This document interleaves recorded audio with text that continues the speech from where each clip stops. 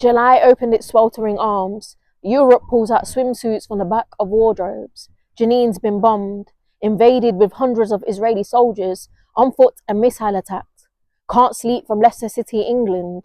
Worried about my friends, worried about my temporary neighbours, the elder Iraqi resembling uncle who'd greet me daily, drinking qahwa on plastic chairs with his sons outside his home. Ahlan wa sahlan, a gentle, welcoming nod. I recalled a generous elder at the top of the street, insisted I took thick blankets his wife prepared as I looked for bedsheets past closing time.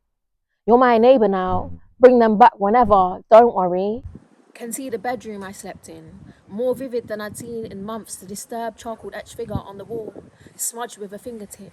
The thick pipe outside the window, already planned to slide down if the Israeli army broke down the door in the dead of the night.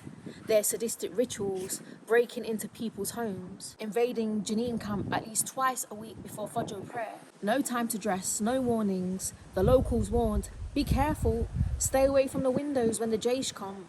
In Jerusalem, a father opened his front door. No questions, the Israeli occupation shot his son in the head. No trigger warnings for the children home who bear witness.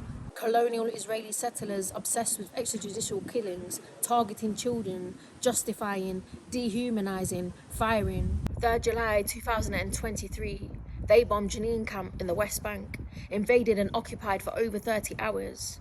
Bombed the cars in front of the Freedom Theatre. D9 bulldozers bulldoze roads, slicing into the gravel, uprooting Jenin's roads like allotment soil. Locals sweeping up the mess, jet washing the city streets, inspecting the damage, cameras clicking. Elders displaced from Haifa, Jaffa to Jenin refugee camp in 1948, explain stories to their youth of what they saw in summer 2023. Shell-shocked on their doorsteps, flashbacks of the Nakba, flashbacks of the First and Second Intifada, flashbacks of every other night invasion, cars overturned, burnt on the sides of the street. No apologies, no reparations, no withdrawal of Israeli troops long term. The local youth belittled by Western media.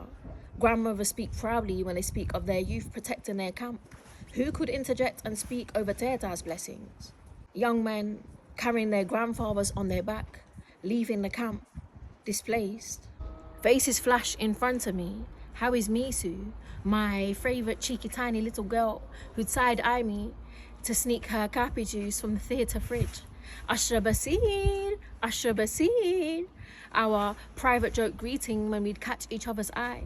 How's Laith? How's Hamoudi? The bright boy who ran out of his house brimming with pride to show me his Ibrahim Nabulsi amulets.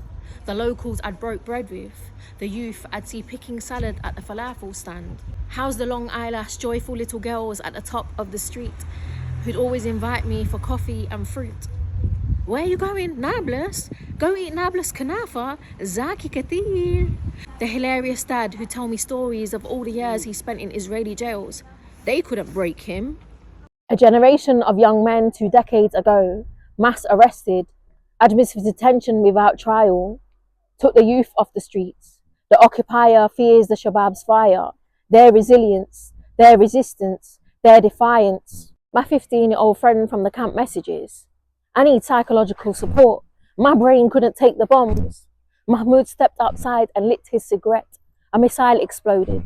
He went flying across the street, his ears ringing. The Freedom Theatres recently lost too many, shot on their way to school or when filming the army. Mahmoud al-Sadi, Sadil Nagnaya, the local teenage boys I wish I could etch in everyone's memory. Just like how they remember Shireen Abu Akleh, murdered in their camp.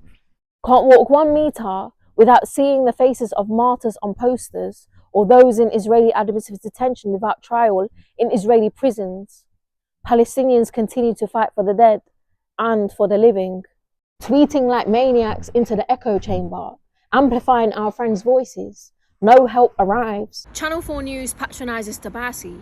Hours after surviving the horrific Jenin invasion, do you encourage Palestinians to denounce violence? Survivors of systematic violence, daily invasions, funeral guests of the children murdered next door, had only days ago held a child to his chest who buried his only sister Sadil, 15 years old, shot in the head by Israeli soldiers for filming from her backyard. Respite a luxury, Can't access the sea, though Haifa's a half-hour drive away. The checkpoint looms. Israeli soldiers' guns point at West Bank residents' heads. No respite, endless fight or flight, no pause for the nervous system. Men in Jenin deny their post-traumatic stress disorder. Babies' eardrums adjust to hearing gunshots ricochet soon as they exit their mother's womb. Everyone waits for announcements from the minaret of the new Shaheed, the new martyrs in the camp when the Israeli occupation invades. Announcements echo from the masjid when Gaza's being bombed. Welcome to Jenin camp, Mukayyam Jenin. My little bro Jamal asks as we speed walk back to the camp, when word on the road is the Israeli occupation's jeeps are approaching. Why can't I live like everyone else where I hear just music and not the music of gunshots every day?